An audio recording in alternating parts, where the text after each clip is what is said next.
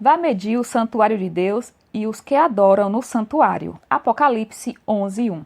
26. Análise e avaliação. Para onde você vai? Perguntou Zacarias a alguém que ele viu em uma visão com uma fita de medir na mão. E o anjo respondeu: Vou medir Jerusalém para saber a sua largura e o seu comprimento. Zacarias 2:2. Os anjos são os agentes mediadores de Deus. Ao longo dos séculos, esses visitantes celestiais têm verificado a verdadeira condição da igreja. Foi um anjo que deu a João um cordel de medir e lhe disse que medisse o templo, o altar e os adoradores. Esse simbolismo mostra que tanto a organização quanto a mensagem e a congregação são importantes para Deus. Tudo o que aparece em suficiente quantidade pode ser medido.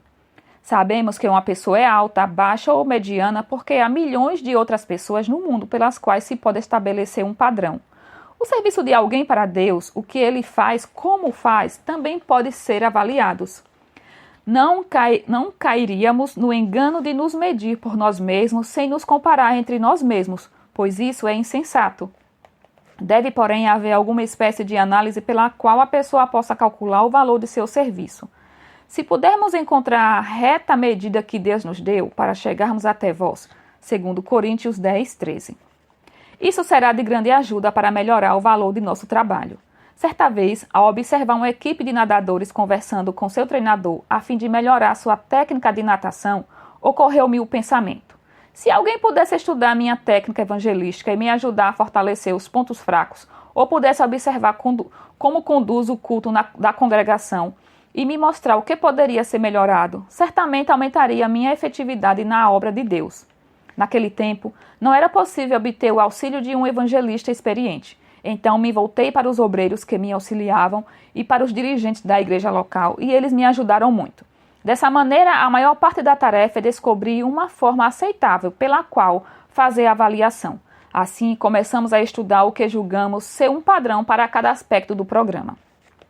Muitas perguntas foram sugeridas, como: o que é o programa evangelístico efetivo? O que deve ser incluído no legítimo serviço do culto? Quais fatores determinantes indicam se uma escola sabatina é forte ou fraca? O que devemos esperar de uma reunião de pequeno grupo? O que constitui uma boa reunião de oração?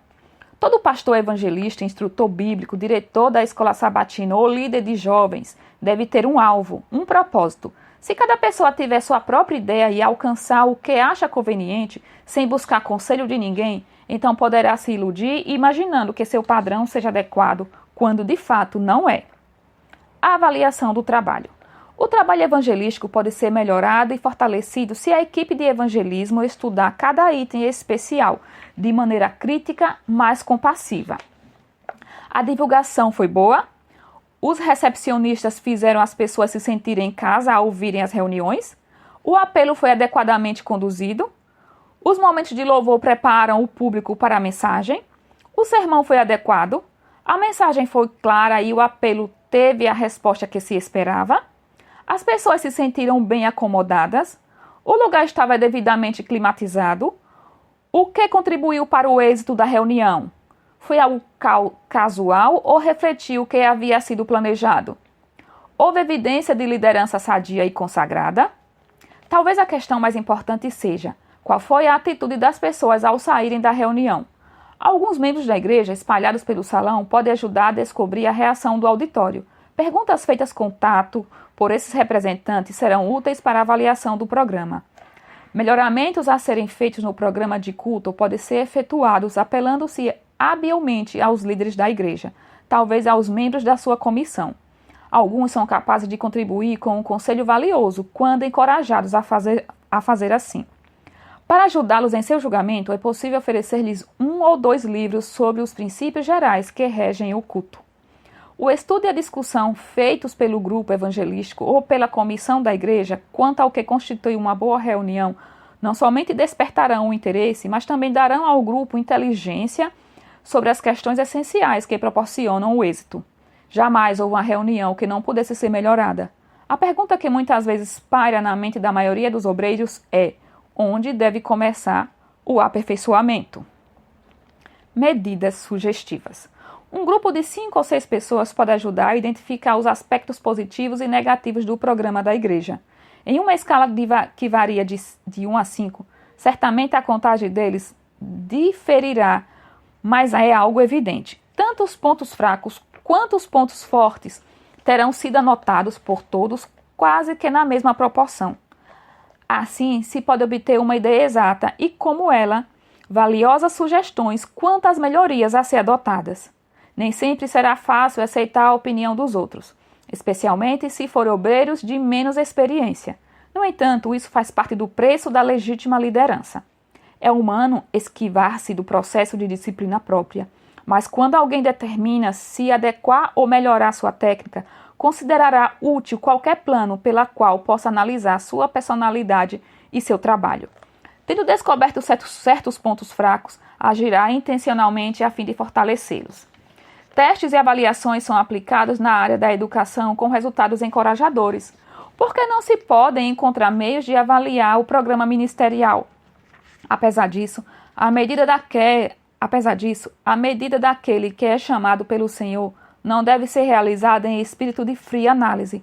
Também é possível que os que estão familiarizados com os testes e medidas usados na educação corram o perigo de se tornar excessivamente técnicos em sua apreciação do ministro. Dessa forma, poderão fazer uma avaliação indevida de alguém que esteja sendo usado por Deus para um propósito definido. Isso será provável se não tiver o privilégio de observar a obra dessa pessoa em diferentes condições. Ninguém está na sua melhor forma todo o tempo e deve-se considerar as fraquezas humanas. Um programa de supervisão realizado por pessoas capacitadas é completamente diferente daquele outro tipo de análise a que alguns têm chamado de espionagem. Tudo que tenda para a espionagem é contrário ao plano apresentado aqui. Caso o pedido de avaliação venha do próprio ministro, isso demonstra o desejo de conhecer a si mesmo e melhorar seus métodos. Havendo descoberto fraquezas, ele, como seu próprio avaliador, se esforçará para melhorar. Essas fraquezas podem estar na sua personalidade ou técnica. Fato triste é que, frequentemente, a pessoa não percebe as próprias fraquezas. Não havendo alguém habilitado a fazer a devida avaliação, perpetuam-se os problemas que estão minando o êxito. Avaliação efetiva. Outra coisa que devemos evitar é avaliar sob certa pressão e sem o conhecimento ou consentimento daquele que está sendo avaliado. Quando isso acontece, o sistema desmorona, pois em lugar de boa vontade e companheirismo haverá espírito de ressentimento e desconfiança. Toda avaliação deve ser efetuada no espírito de fraternidade. Quando fraquezas se revelam e há necessidade de correções, devem ser feitas no ambiente de confiança, reconhecendo o avaliador tanto o privilégio como a responsabilidade de ser um formador. É essencial haver alguma forma de mensuração. Toda avaliação, porém, deve ser feita com critérios. Disse alguém que a única maneira de determinar nossos reais resultados é esperar 5 anos depois de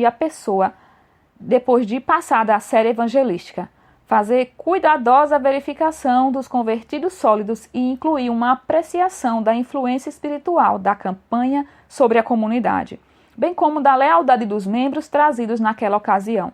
A sabedoria disso se evidencia por si mesma. Mas às vezes é difícil obter tal informação. Contentar-se com a contagem de cabeças no fim das conferências não é suficiente.